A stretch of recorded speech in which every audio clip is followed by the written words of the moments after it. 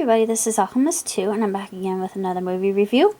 I just recently watched In the Name of God, and of course it has Pixar's Lucky Charm, John Ratzenberger.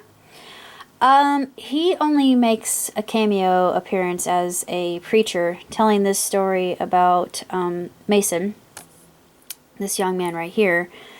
And I have to say, Mason reminds me an awful lot of my tenant, just because he and my tenant have a lot of resemblances. And I won't go into the reason why, but I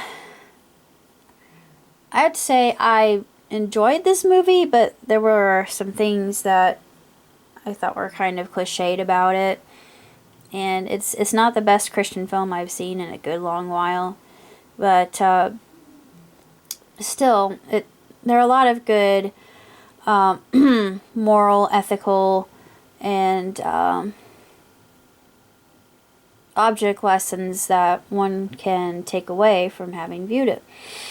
And I think that the actors and actresses do a pretty good job, and they have good delivery, and you can tell it was done by an indie company, and it doesn't matter. It still carries a lot of weight, and the tale in and of itself I just thought was told in such a way that made it relatable. But it kind of makes you wonder if things like this happen in real life. And I personally, I think they do. But of course it was one of those things like sometimes things aren't resolved in an hour's time. It takes longer.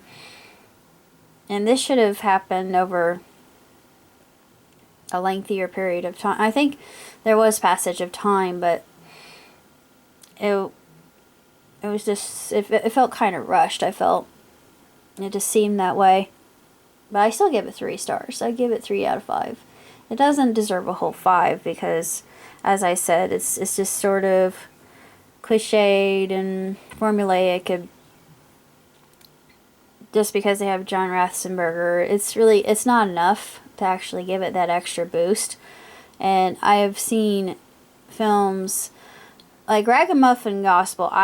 Ragamuffin Gospel is one of the best that I have seen. It's stellar. It is a story that will definitely move you and make you cry. This one, not so much. I wouldn't recommend this to anybody coming into the Christian faith, and they would probably say, ugh, what's wrong with you people? But anyway, and this is coming from a person who has been a Christian for most of her life, but just saying. Anyways, those are my only nags with the film. It's beautifully done, and it's a great portrayal of somebody who just hasn't had a lot of respect in his life and hasn't really had a stable place to go. And like my tenant, he just didn't trust anybody. And for good reason, because when he was just a child, his mom and dad left him to be taken care of by the state, and he went through the whole adoption process. He did get accepted by a family that did take him in, and he had a good life, and then he felt that maybe his existence would be better going to live with his father, and his father was a known alcoholic and rageful, and got really angry with him one night and threw him through the wall. Literally threw him through the wall. He no longer wanted to live with his father after that. And of course his parents had issues with drugs and alcohol, and it was a slippery slope and a terrible downward spiral. But he said there was one woman I'll never, it's just like with Mason.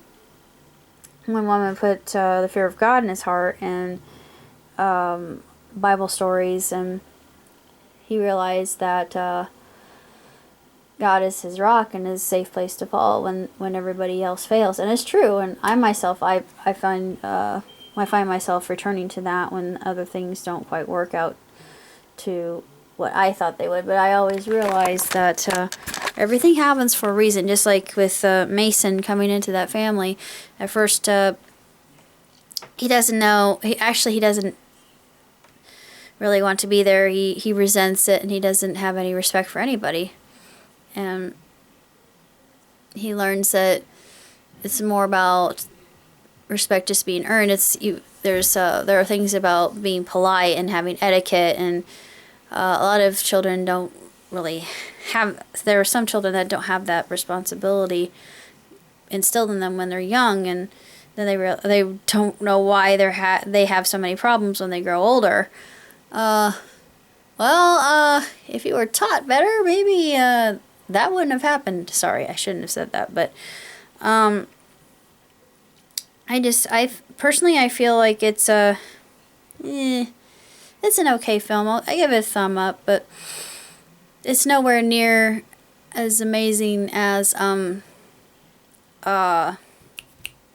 Ragamuffin Gospel was. So that's basically all I have to say. Until next time, live long and prosper. Ciao, Tootsie.